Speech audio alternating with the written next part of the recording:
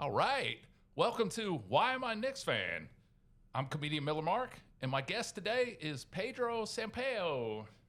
Thanks for being here. Or welcome to the show. Thanks for being here. Thank you. Thank you for having me, man. Yeah. How's everything been going? Pretty good, man. Yeah. I think the Knicks are figuring it out. Oh, yeah. All right, it's time to put on your knickers and talk some comedy and Bockers basketball. My first question usually is, are you a Knicks fan? But by your hat, I'm going to guess yes. Yes, I am. Awesome. Yeah, I like how you looked into the camera and was like, yes, I am. Yeah.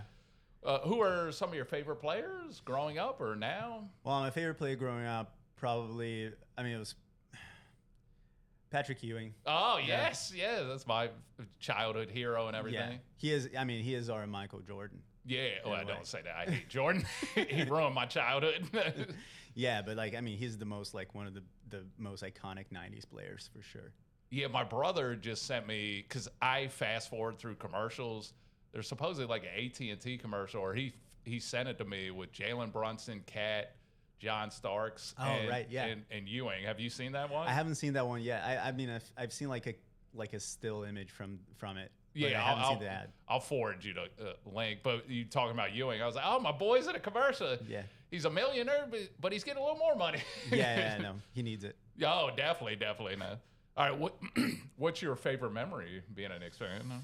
My favorite memory being a Knicks fan, it was probably like 2 seasons ago. I went to see the playoff game in Philly. Oh, you were one of the Legion of Knicks fans? Exactly. The Army? It was incredible. It was like the game before they were like, okay, let's not sell tickets to Knicks fans anymore. Yeah, so it was like that game. Like that game was amazing. I drove all the way there. Like somehow, renting a car was like cheaper than a ticket here. Oh yeah, I saw that. I forget who we were playing, but it was like a flight. It might have been Cleveland one year. Yeah, it was cheaper to fly there to go to the game than attend Indiana a home too. game. Like every Indiana maybe it was game. Indiana. Yeah. Oh, that's so cool. What game was it? Do you remember? It was Game 4, I believe. I think it was Game 4. Yeah, was that the one we won in 4 or 5? We won. Oh, yeah. Okay. That's awesome, man. Yeah, that was, and I was there with my wife and my one of my best friends who's a Sixers fan. So it was just amazing. You guys are still friends, though? Yeah, we're still friends. Had to make sure. Now, is your wife a big Knicks fan? Yeah, she became a big Knicks fan because that's all I care about. Oh, that's awesome. Yeah. You brought her in. But before you got married, did she give 2 craps about basketball? No, not really. I like it. Yeah. Recruiting her in at a perfect time. We're actually good now. Yeah. All right, it's time for the state of the Knicks. The Knicks are currently 45-25 and in 3rd place in the Eastern Conference. 5.5 games back of first place Detroit, who just lost their star Cade Cunningham to a collapsed lung. Yeah. Ouch. He's like their only scorer on the team, so that's. It says he's out a few weeks. Did you know anything about it? No? Yeah, I saw he would be out for a long period of time or something. I heard 2 weeks. I heard he may miss the first round of the playoffs. I heard multiple information about it because I'm curious. Yeah, because I just looked it up real quick, and he's the reason they're in first and everything. Yeah. And he might not make the threshold for like all NBA. You have to play 65 games. Yeah, that's crazy. That must be such a frustrating thing for a player that's been playing his ass off. Yeah, because the only reason they're in first place is because of him. Yeah. And now he won't get recognized at the end of the year, and they might get bounced in the first round by like Charlotte or somebody who's playing pretty well. All right, the Knicks are also a game and a half behind. Let me make sure. Game and a half behind the Celtics, who got Tatum back. And of course, they're playing great and everything. Yeah. I'm like, I can't stand the Celtics. I can't fucking stand it. Like, it's crazy that also Jaylen Brown is having like kind of like a similar thing. Yeah. Because like he's been playing his ass off the entire season, right? And now Jason Tatum is just like stealing his media thunder.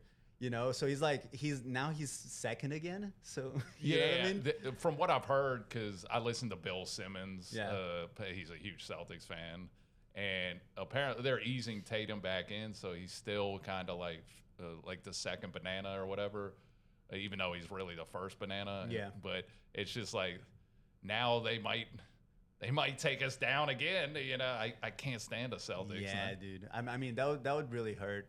But I believe in us. Yeah, oh, yeah. I think we can beat that team. Yeah, and we play them in a couple weeks, I believe, at home. So it'll be a nice test and everything. The Knicks have won 4 in a row, and let me flip my page here. OG is back and playing well after missing 4 games before the All-Star break because having his toenail removed. We have a collapsed lung, toenail removed. This is an ouch podcast. And I just got to say, I'm absolutely in love with Jose Alvarado. Yeah. I'm sure you are too. Yeah, no, I mean, I love Jose. He was definitely like a big pickup for us. I mean, it's just like kind of cool to have like a guy who grew up here, you know what I mean? Yeah, just like doing like he's living his dream. You know what I mean? Yeah, because he actually grew up. Because are you from New York? Or? No, because there's a lot of people from New York, especially when the Knicks suck. Yeah. That hated the Knicks. Yeah. But to actually grow up in Brooklyn, loving the Knicks, and now he got the start on Tuesday at the Garden. He was just after the game was just, oh, this is such a dream come true. Yeah. Starting and at the Garden, and he dropped 10 dimes in that game because Brunson was out. Hart had 33 against the Pacers. Yeah. And we got to talk about the elephant in the room because Bridges is struggling big time. He is, dude. Yeah. I do think that, you know, I usually like I give players like a lot of grace. You know? Me too. Especially like a guy like him. Like he played every single game since high school. Like give the guy a little break, you know what I mean? And he does other things besides scoring that impact the game somehow. It's just kind of a shame. Like he's a little bit of a slump right now. Yeah, because I saw it's like 6.5 points a game over like a 6-game span, and he and I guess I'm outing you, but you're going to the game tonight. You get to watch him versus his old team against a lot of our draft picks that we gave up to get him. True. Yeah.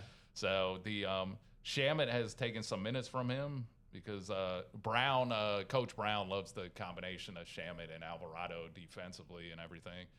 And that game on Tuesday, Brown made an announcement because Jordan Clarkson had been out of the rotation, and Brown said he found his way back in because he likes his, veteran chops or whatever. Mm-hmm. Yeah. And I thought Diawara was playing pretty good and get that rookie youthfulness, but happy for Clarkson because he's never really played meaningful basketball. Yeah, no, I get it too, and it's like I feel bad for Clarkson too because like he's a vet and he's good in any team, you know? And he was like playing 0 minutes for a long period of time, you know. Yeah, he got like 4 DMPs or something. That was crazy. And then Diawara, I mean, he's a great surprise. That was a 2nd-round pick. I forgot to look it up. But I think he was because I watched Summer League. I don't know if you watched it. I did, yeah. Yeah, he was killing. I was like, we might. And those French guys are just destroying it.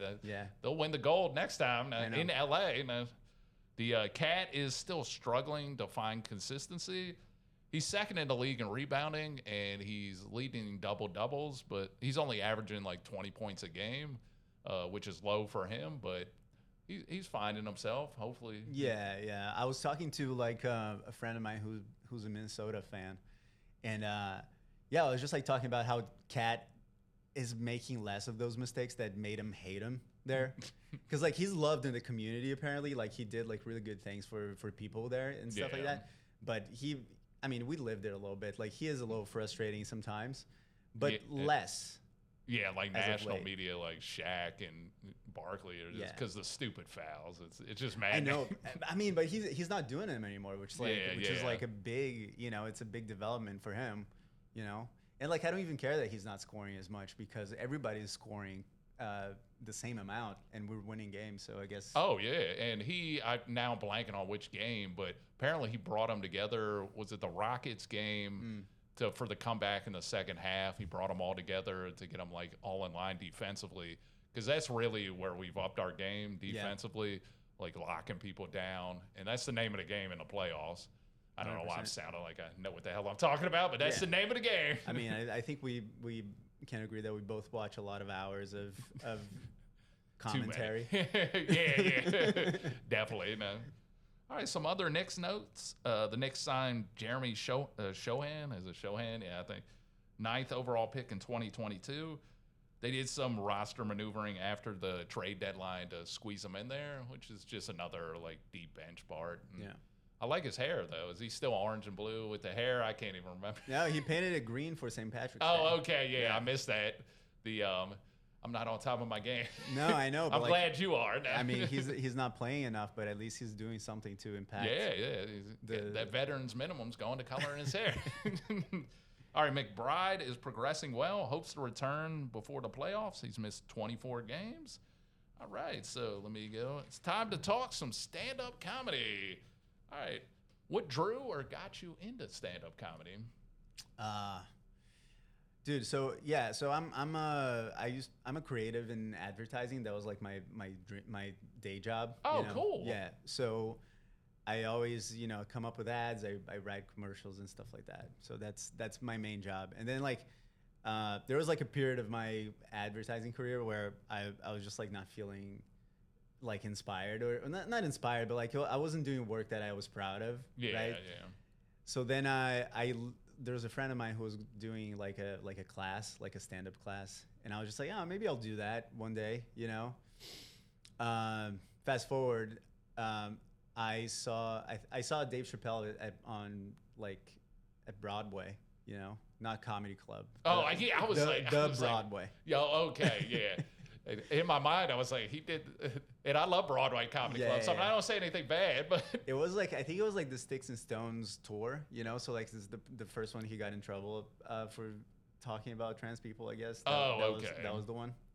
So I saw that, and then I flew to Chicago, saw like a beginners, like not a beginner show, but like a semi-pro stand-up show there, and I was like, oh, that's how it starts. I can see myself doing that, but not the Chappelle thing. Like, it was just like I saw two levels of comedy, and I was just like, oh, people start somewhere, which is interesting. Yeah, because that's so true what you said. Because when you look at it, you're like, I'm not as good as Dave Chappelle. But then when you see somebody get up there that's not that good, you're like, oh, this isn't as hard as I thought it would be. Yeah, you just like see it like. Because it sucks because like sometimes when someone approaches you after the show and you're just like, oh, like you make me feel like I can try to do it. Somebody said that to you? It's kind of insulting, you know what I mean? But I do think that like, if you want to start doing comedy, like seeing people who are starting comedy is good because like you kind of just like, oh, everyone starts somewhere. Not everyone is like Sebastian Maniscalco, you know what I mean? Yeah, it's comforting as a performer because I'm sure you're the same way with me. You like just want to be like the greatest, and then you realize you got to start somewhere. And like you said, was this the Laugh Factory in Chicago? Laugh Factory, yeah. Yeah, that's cool. Is that a bringer show or did they just do a class? No, it was a showcase. Oh, okay, cool. Yeah. No. I came back to New York. I did my class at the Pit. Oh, cool. Yeah. With my friend. Was this back when it was like not the Pit Loft or? Yeah, it was like in 2019. So, yeah, because the pandemic, I think, closed the one. Yeah.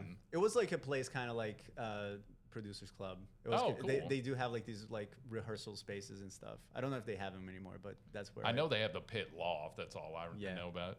And did you have fun with it and everything? Yeah. So is this the Philly fan friend? No. It's a different friend from the same group chat, basically. Oh, okay. Yeah. But yeah, so I did my class because like also like how do you start anything? It's just like I've done a couple classes too because you get the graduation show at the end. Exactly, and it's like supportive, and you get addicted to it, and then you start eating shit. You know what I mean? That's like that's called an open mic. You think you're riding high, like I'm the next Dave Chappelle, then you go to a mic and get no laughs. Exactly. You're like, all right, coming down. Yeah, exactly. Like everybody hates you there. At an open mic. Feels like. And New York open mics are just like nobody's paying attention and everything. Yeah, it's just like, this is horrible. So that is like an entire like scam in a way. You know what I mean? Yeah. Like, cause like you do like your class and you learn how to write some jokes in 5 minutes and stuff. But then you get on that high of like it's all your friends laughing at your jokes, right? And then you go compete against people, I guess. You know what I mean? Because that's what it feels like. It's just, but then you make a lot of friends. Oh, yeah, because most of my friends are all comedians and everything. And then you go to their bringer shows and then they come to yours. It's all like a barter system. Yeah, no, exactly. Yeah. And you brought that up, like Jim Gaffigan, I think it was Jim Gaffigan or it might have been Louis C.K. said he's seen so many comedians just kill their first time because all their friends are in the audience. Yeah. And then next time he sees them, it's just crickets. Yeah, no, that's true. And also, one thing that I learned too, like, so Jim Gaffigan used to work in advertising as well. Oh, cool. So I ended up working with a guy who worked with him while he was, in the business. And one thing that I learned is that, like, after like year 5, he wouldn't tell anyone about shows because he didn't want anyone that he knew on the shows. It's just like he was like, I don't need any sympathy laughs. You know what I mean? Oh, cool. That's interesting. Yeah. So I'll take all the sympathy laughs I can get. I mean, but that's like, I'm kind of like the same way. Yeah. Like I like to not know who the people I'm performing to are. Oh no, I'm 100% like, cause it takes me out of my, like, I hate when somebody I know is in the audience, to be honest. Even if you're trying new material in front of the same comic, that throws me off. It's like, it's very stupid. Yeah, that's why I don't wear my glasses on stage because I don't want to see any of the audience. Interesting. I will try that. I'm trying that. Yeah, because they're all just blurs. All right. So who are some of the comedians that influence you the most, or who are some of your favorites? Dave Chappelle, I'm assuming. I mean, Dave Chappelle was like a star, so I kind of just went to see him. Oh yeah. I've seen him. I saw him when he was with Chris Rock, I think. They brought Arsenio Hall at Radio City. Yeah. No, that's dope. Yeah, to watch somebody at that level is just, especially when you have been doing. Have you seen him since you started doing comedy? No. Because it's just like, you're just like, all right, I see what he's doing. Yeah. No, I mean, Chappelle is definitely, like, as a fan, he was like one of the ones. Yeah. But I wouldn't consider him like an influence on me, to be honest. Like, I do think, like, my main influences are Louis, Patrice. Oh, cool. Yeah. And I love Rory Scovel. I think he's amazing. Yeah, I guess he's still doing it, right? Yeah, I haven't seen any promotion about him now. Yeah, I mean, he's pretty big, but he performs like small venues. Like, oh, that's awesome. Have you seen him live? I saw him. So he was doing like a series of 1-hour shows. There was like 5 shows, improvised hours. Oh, right? Wow. Yeah, at Union Hall. Oh, cool. Brooklyn. Yeah, that's awesome. So the show that I saw, he was like improvising a whole new hour. Holy crap. With the bass player from Fish. Oh, that's cool. Yeah, so the guy was kind of just like improvising the bass while he was like trying to figure out. It was an odd show, but he was. Was it funny though? No, he was amazing. Yeah. Yeah, because people know I've had 4 strokes, so I need to know what I'm gonna say on stage. Like if something happens, I can make like a one-liner or whatever. Yeah. So improvising, basically going up there naked, I would just be freaking out. Yeah. I'd be like, and then just freeze up and leave the stage. And everybody at Union Hall would be like, we paid for this crap? What's like your process for coming up with new material? I try to just like write on, like, just blurt ideas on a page every day, Oh, you're an everyday writer? Yeah, I try to. Yeah.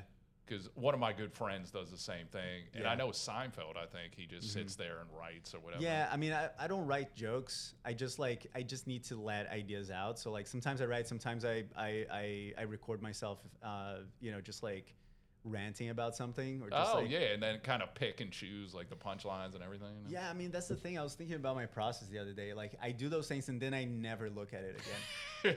I just need to get it out of my system. Yeah. And then I'll try this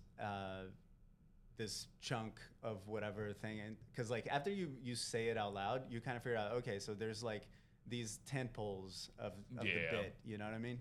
So that's what I do. I just like say it out loud or write it down like very loosely, and then I kind of figure out a structure when I'm saying it on stage. Yeah, do you test it out in front of your wife at all before you take it to the stage? No. You spare her. I do spare her, and I do think like she's like, she can be pretty tough on me sometimes. Oh yeah. Yeah, because she like. That's not funny. Yeah, no, exactly. She would just like look at me sometimes in a way that's just like, you're a fucking idiot. You know what I mean? It's like, Yeah, but it's good to get that cold water, I'm sure. Yeah. Because there's so many times, I'm sure this has happened to you, where I go to a mic, I'm like, this is going to kill. And then you get up there, no laughs. I'm like, wow, wasn't as good as I thought it would be. Yeah. Got to keep doing it, though. Oh, definitely. What's like your most memorable moment performing so far? Last year I went to I opened for this guy Rafi Bastos on the road. Oh wow! Oh, he's Brazilian, right? Yeah. Oh yeah, the nicest guy ever. Yeah. I met him at the old Stand Up New York. Now that's New York Comedy Club. Yeah. Had no idea. I was talking soccer with him because he said he was from Brazil. And he's just the nicest guy. And I was like, oh, what's your name? I'll follow you. And then he has like 3 million followers. I'm like, oh, okay. He's huge. Yeah, I'm from Brazil as well. So awesome. Yeah, what part? I'm from the south of Brazil, this city called Curitiba. Oh, okay. Yeah. I know my friend Susie. Do you know her? She's Brazilian too. I think I saw her. Yeah. I'm blanking on her last name, but that's cool. So how long have you been up here? It's been about like 12 years, 13 years. Oh, cool. Yeah. Now, was this when you opened for him? Was it in English or Portuguese? In English, yeah. Have you done comedy in Portuguese? Never. Oh, okay. Yeah. Yeah, because I know comedians that do different languages, and they're like, it's just a completely different, like jokes don't work in the same. Yeah, it's just like, and also like if you go anywhere else and then you come back as like the guy who left. Yeah. You know what I mean? It just feels like, oh, this guy he dipped on us. You know what I mean? It's ironic you're bringing that up because two of my friends I saw posted on Instagram. I knew they were doing some show in English in Rio, and it's just I said, heck yeah, comment, have fun, you too, and then that cafe in Rio followed me back. So this is a Brazilian day for me. Yeah, no, that's sick. So where did you open for him? So I opened for him at Soul Joel's in. Oh, cool. Yeah, in Pennsylvania, and it was just like. It was a memorable thing because we drove all the way there, right? And it was like, it's impossible to get out of the city. It's a long time. We get there, like I run out of my car and I go to the stage. Like there's no buffer. Like everyone is there. They're waiting. Like we're late for 5 minutes. It's been like 5-10 minutes. Were you the opener, or did he have a feature too? Yeah, no, there was a feature. I was emceeing. Oh, okay, all right, yeah. So I get out of my car. I don't have time to get nervous or anything, or I just like go on stage. I get the microphone, and I had like probably one of the best sets of my life. You know? Yeah, because you just weren't thinking about it. You were just doing it. Yeah, I was just like flustered, but once you're on stage, you're just like something happens. You're just on. Yeah. Right? So I had like one of the best sets of my life. Did you record it? Not on video, unfortunately. Oh, but you got the audio. Yeah, I got the audio. And then Joel was really nice, and he put my photo on the wall there. Oh, so that's awesome. Yeah. So that was like a pretty memorable. Oh, I would say so. That's awesome. And may I ask, where did you meet Rafi? So I used to run shows in the city, and okay, cool, yeah. One day I just I just emailed him for booking him on one of the shows. Oh, that's awesome, yeah. And then he was like, "Oh, you're Brazilian. Why didn't you like message me before?" Right? And the thing is that like I had. Yeah. Yeah. I was like, yeah, never mind. And then we'll cut this from the podcast. Yeah. Oh, that's cool though. Yeah, like I said, super nice guy. Yeah, no, he's the best dude. He gave me a lot of great opportunities. Yeah, what's your like favorite spot in the city to perform at? My favorite spot to perform, I would say New York Comedy Club. All of them, or the Gramercy one is pretty. It's pretty. Oh amazing. Yeah, the original location. Yeah, that place is pretty magical. Yeah, definitely. I've seen quite a few shows there. Like friends have taped specials there and everything. Yeah. Do you have any shows you would like to promote coming up? I have a new show in Williamsburg. It's called Catch Up. Oh, cool. Comedy. It's at Easy Lover. It's a bar in I've heard of it. And so it's every 2 weeks. Every other Thursday we have a nice show in the back room there. Oh, that's awesome. Yeah. And then and so that's what's today. Today's Oh, so this is the next Thursday, yeah? Yeah, I mean, our show was yesterday, so it's like 2 Thursdays. 2 Thursdays. Yeah. Okay, cool, yeah. Now, yeah. Definitely everybody check that out. And where can people find you on social media? You can just find me on Instagram. It's at Pedro Association. And yeah, that's it. All right, cool. As for me, I'm at the Whiskey Cellar on Sunday at 6:30. And Tuesday at 9 p.m., I'm at the Buddha Room. You can follow me at The Miller Mark on all social media platforms. Outside of Facebook, on Facebook, I'm just Miller Mark. And let me flip this page. All right, the 12th man is in the game, which means this podcast is almost over. I would like to thank Pedro for being on this episode. Thank you, dude. Thank you so much. Oh, yeah, this was a lot of fun. And I want to thank the Producers Club for recording this episode in their lovely podcast studio. The Producers Club is located at 358 West 44th Street in Manhattan. Check them out at producersclub.com. And finally, I want to give a big thank you to Austin for producing this show or episode. Thanks, buddy. He's back there. You can follow the podcast on Instagram at YMIKnicksFan and on X at YMIKnicksFan. Facebook fan page, YMIKnicksFan. You can email the show, YMIKnicksFan@outlook.com. And I'll be back with another episode next month. Thanks for listening. Take care, everybody. And let's go Knicks. Let's go Knicks. Yeah, I like it. All right, thanks, buddy.